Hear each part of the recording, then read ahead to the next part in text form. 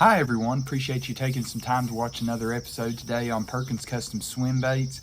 So, I've been doing a lot of fishing here recently in the, these summer months that we're kind of in right now. And what I want to talk about today is my method that I'm using to target these suspended bass over, deep structure, whether that be, a hump, a point, a bluff bank, or you just see kind of fish just kind of out swimming. But what am I using and how am I targeting these suspended fish that are kind of, they're aggressive, they're definitely aggressive, they're feeding, but trying to actually get, a way to do that and doing it with a bigger bait. Traditionally, I think a lot of our ways of catching these fish was more so with like, your smaller finesse swim baits. And they still work, they absolutely work. But what I tried to do was eliminate a lot of these smaller fish. Trying to get rid of the 12 inchers and the, just barely measures out on the board. So what I want to talk about is kind of how I set my gear up and then some of the baits that I use to be able to target these fish, because I am targeting them with soft swim baits. I'm not using a hard bait currently to get down there. Still working on crank downs and I'm still throwing them, but I'm having my success right now with the soft bait. So I kind of want to go through that real quick and we can touch on it, and then we'll kind of give you the lay of the land as to how I'm doing a lot of this. So first up, let's start with basically the overall, what's going on. So typically there's a bait ball, there's a big shad bait, suspended over top or around this structure. And by structure, it's the bottom contour of the lake. So different than cover being like a brush pile or a lay down.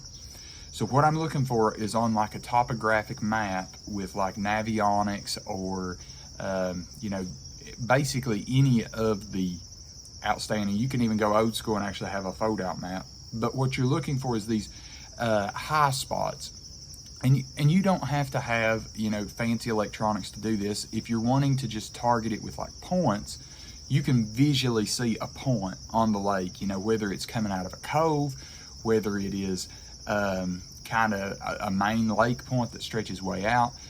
Points are very visually easy to see, and typically there's always bait around a point. Now, the challenge without electronics would definitely be finding the bait as quickly as you can, but this time of year where we're getting ready to get into kind of the most prime topwater season as we kind of get into fall, the bait and the bass start reacting very much on the surface. So you can visually see it once again, even if you don't have like the live scope technology, or you just prefer not to fish with that kind of technology.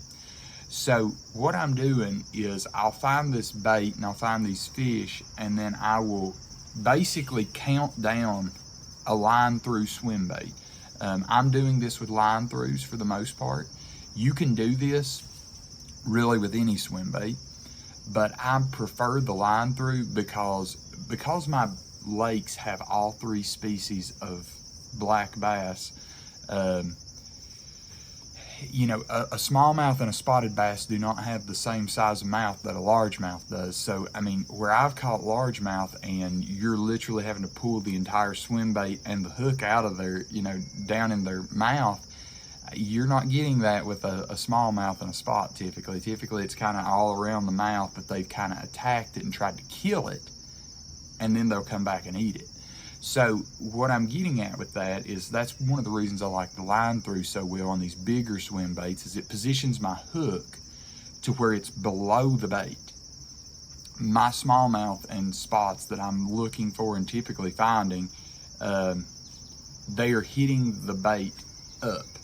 They're going up on it.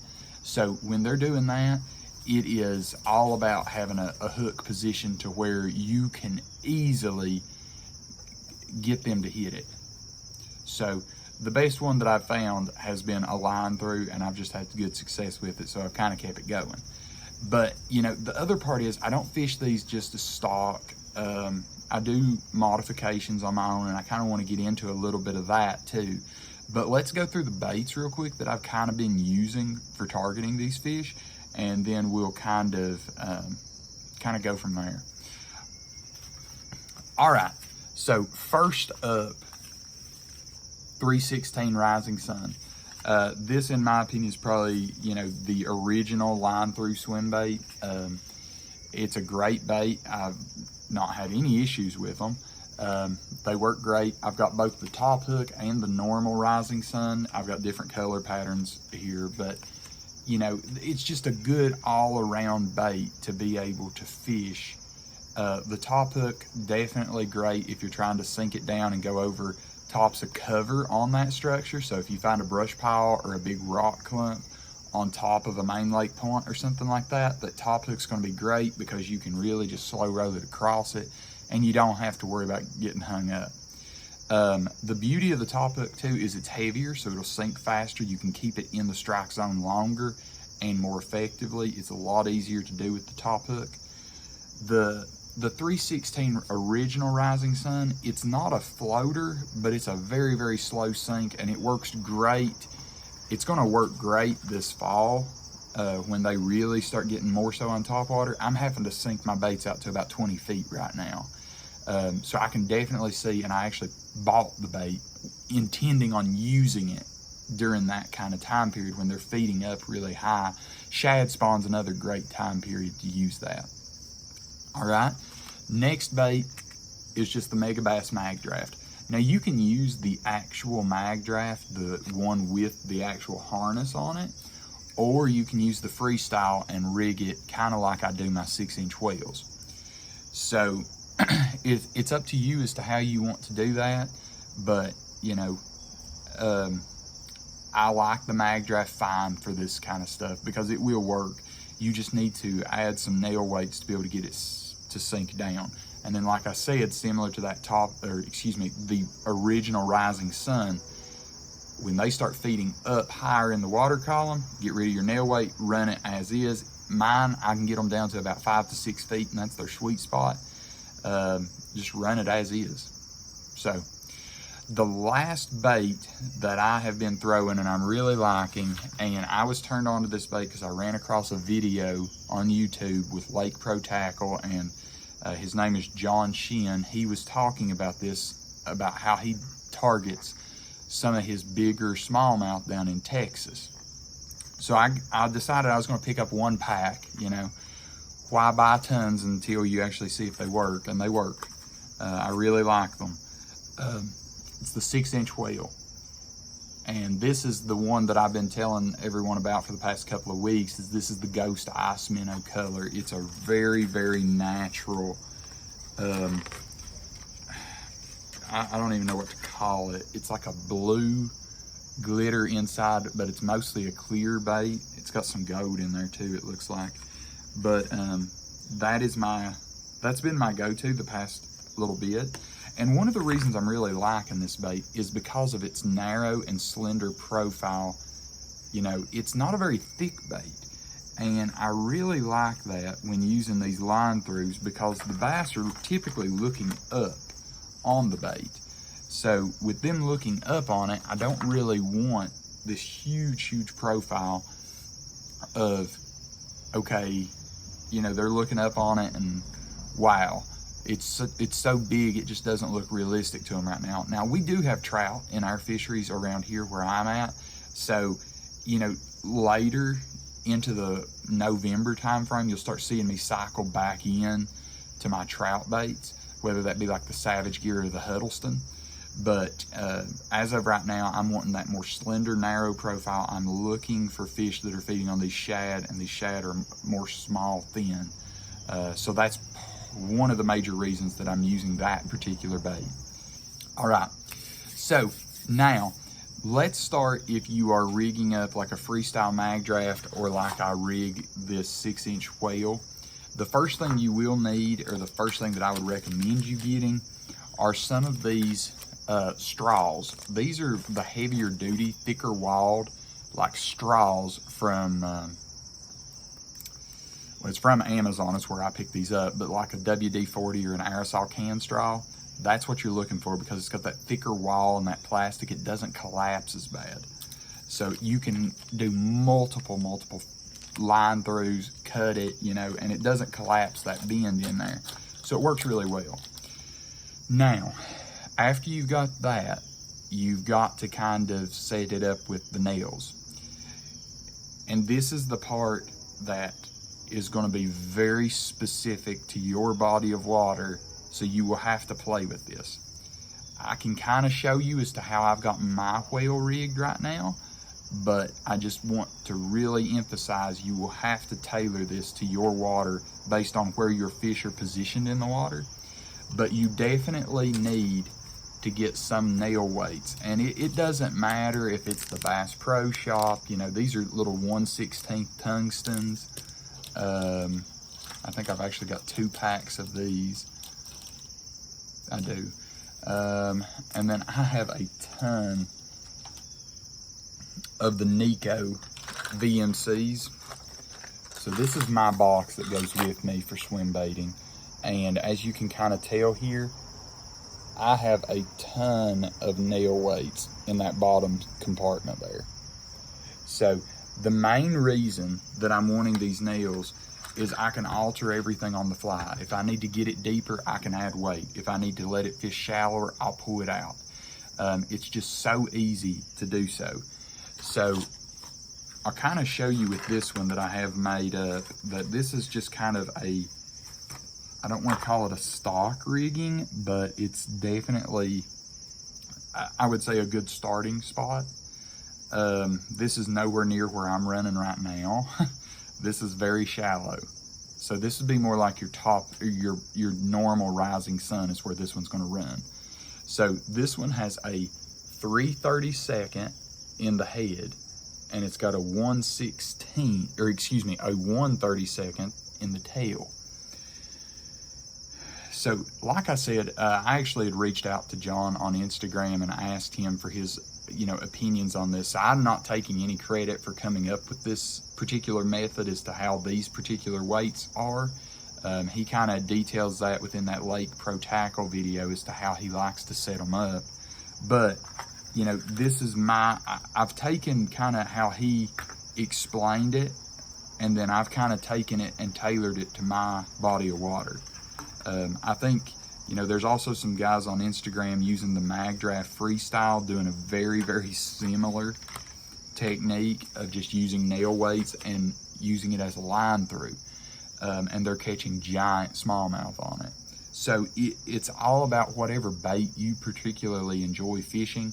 But I would suggest, if you don't, you know, if you haven't done it before, you know, picking up like the Mag Draft Freestyle or the 6-inch whale, they're kind of proven baits for themselves. Definitely the Rising Sun. The Rising Sun's probably got more big fish caught on it than any of these combined, as far as like double-digit largemouth. But, you know, that is kind of how I look at it, is I wanted baits that I could fish with confidence. Don't go extreme on the colors. I only have one color in the 6-inch whale, and it's working really well on one lake. Now, I've got another lake that I'm going to probably be fishing this coming weekend. We will see if I end up going with a color change, because we're expecting different conditions. So I've actually got to pick up another pack of whales or 2. So let me transition here. I'm going to get you the rod reel line setup that I've been using, and I'm going to also show you the current whale that I'm using to get down into that 10 to 15, because these fish are suspending down in about 20, but I can fish this, get it down to about 15, because I've got about 5 to 10 foot of water clarity easily. They can see that bait up that far, and they will floor it coming to it. So one more before we get into that is taking care of the fish. So because you're catching these fish out of deeper water, be ready with a needle if you need to kind of fizz the fish. If not, try to get them back in the water as quickly as you can. I ran into this recently with a smallmouth that I caught. I caught that fish out of about 25 foot of water. That thing, you know, like a torpedo, ran straight up and started fighting. The line through took care of it. I didn't lose the fish. I got him in. is a 20-inch smallmouth, just under 3 pounds. I hate it when that happens because he's not got enough weight on him yet, but the key that I'm getting at with that is getting that fish back in the water quickly, because I almost had that fish. He was kind of in a stunned state when I got him back in the water, and it took him a little bit of time before he started diving again. So, but he did go down. He swam off, no problem. Never saw him resurface, so that fish lived to fight another day. But be careful and definitely take care of your fish. Okay, so rod, reel, line, current bait setup. This right here, I'm using the Daiwa Tatula 200 in that 6.3 to 1. I am running 12-pound CXXP line copolymer. I'm running it braid to leader though. There's 50-pound braid underneath here. But now I have long leaders, and largely that's because I have such clear water.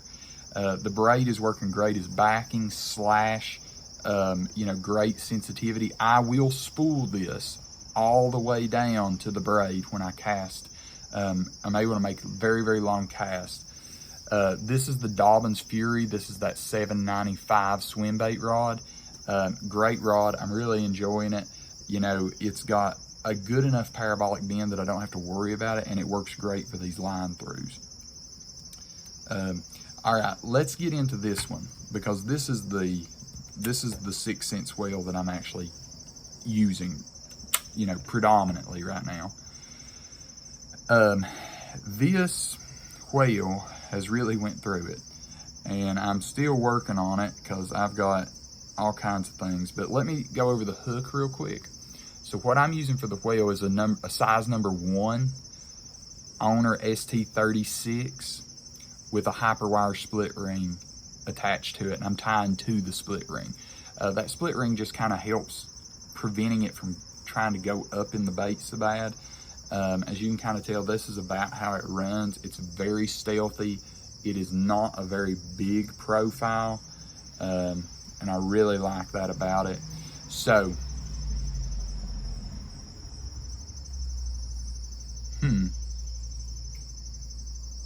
well, that's interesting. That makes sense now as to why I was not keeping it as deep.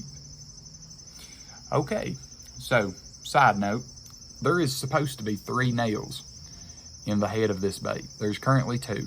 So I have obviously casted one out and lost one, and that was why it became very difficult for me to get this bait down there, and I just didn't really pay attention to realize it. So always pay attention to your baits, number 1, as far as how many nails are in the bait.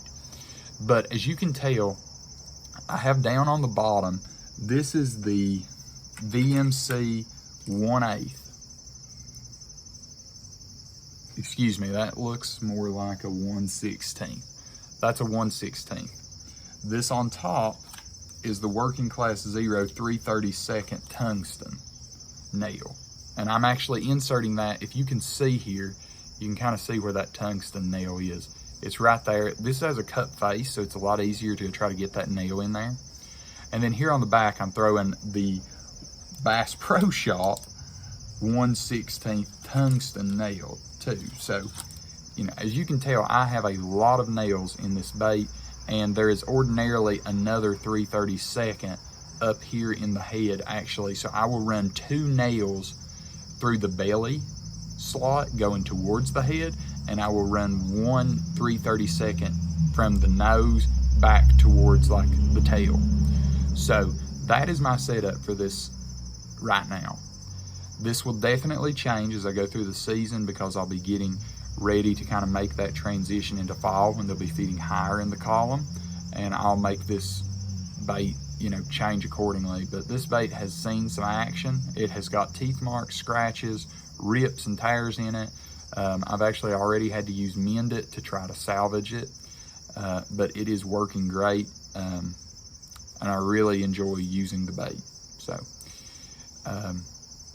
but for me personally, that's the deal with the line throughs, is finding some baits you got some confidence in, finding some fish,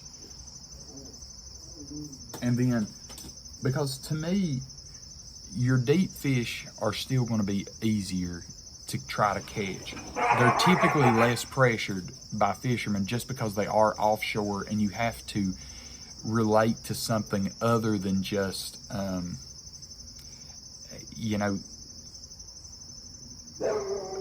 standard cover of laydowns and brush piles that you're looking at. So that's really what I wanted to emphasize, is that, as we go into the fall and they start feeding, my fish, they suspend. I could be over 100 feet of water and them chasing shad. Not at all uncommon where I live. And they're typically smallmouth spots, largemouth, they're all mixed together chasing these big bait balls.